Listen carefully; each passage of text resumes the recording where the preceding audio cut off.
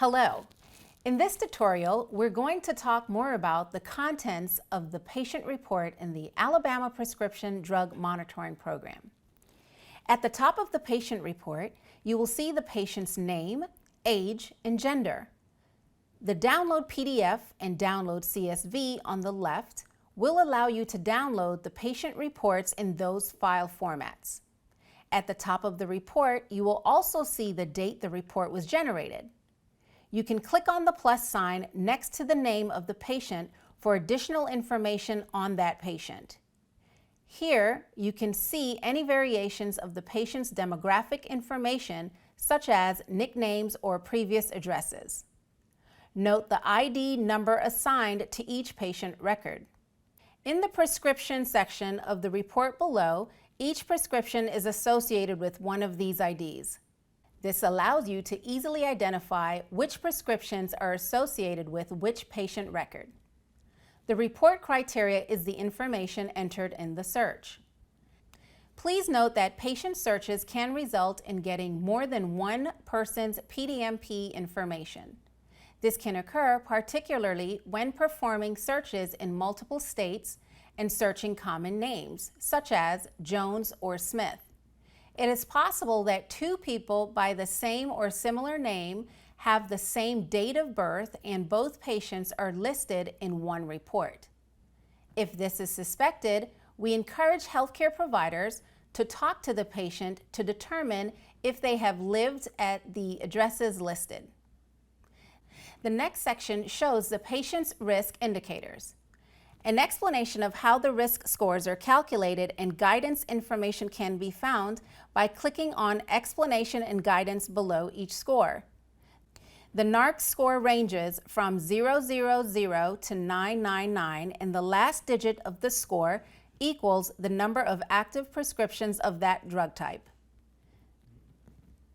The overdose risk score also ranges from 000 to 999, with higher scores indicating the more at risk a patient is for overdosing. Risk scores are designed to draw awareness to the presence of significant PDMP data and to trigger a discussion. They should not be used as a single clinical decision determinant.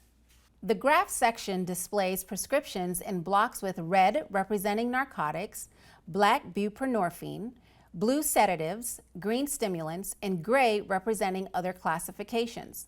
Clicking on a block will bring up a pop-up window that provides the prescription information. You will notice that a 2-year history is provided. The next rows provide the buprenorphine prescriptions, the morphine milligram equivalents, or MME, and the lorazepam milligram equivalents, or LME. An explanation from the CDC is provided on why buprenorphine is not considered in the calculation of the MME.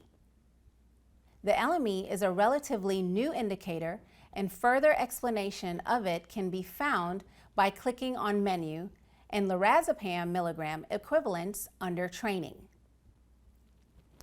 Hovering the mouse over the bars in the MME and LME section will provide the actual number per day.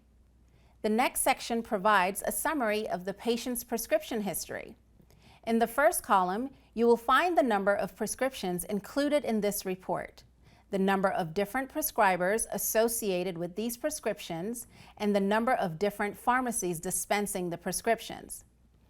In the subsequent columns, you will see additional summary information for opioids, excluding buprenorphine, sedatives, and buprenorphine prescriptions, including the current quantity prescribed, the current MME and LME per day, and the 30-day average MME and LME. For buprenorphine, the current quantity prescribed and current milligram per day and the 30-day average of milligrams per day are displayed. The next section of the report shows details about the specific prescriptions in the patient's prescription history.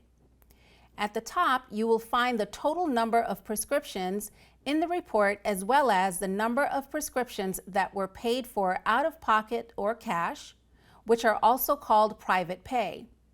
From left to right, the columns in the report show the following details for each prescription: the date the prescription was filled, the patient ID associated with the prescription, the date the prescription was written, the name of the medication, the quantity of dosage units dispensed, how many days a supply of medications should last, an abbreviation of the prescriber's first and last name, the prescription number, the pharmacy or other dispenser that filled the prescription, the refill number if refills were allowed, daily MME or LME prescribed, the type of payment used to purchase the medication, the state PDMP from which the prescription originated in case a multi-state query was performed. Detailed information for the prescribers and pharmacies is provided in the next section. Addresses and phone numbers are provided in case a call to one of them is needed. Finally, a disclaimer is added to all reports. The Department of Public Health cannot guarantee that the prescription information provided to the PDMP is accurate or complete. Therefore, the PDMP database is a tool for the clinician and should not be used as a single determinant in clinical decisions.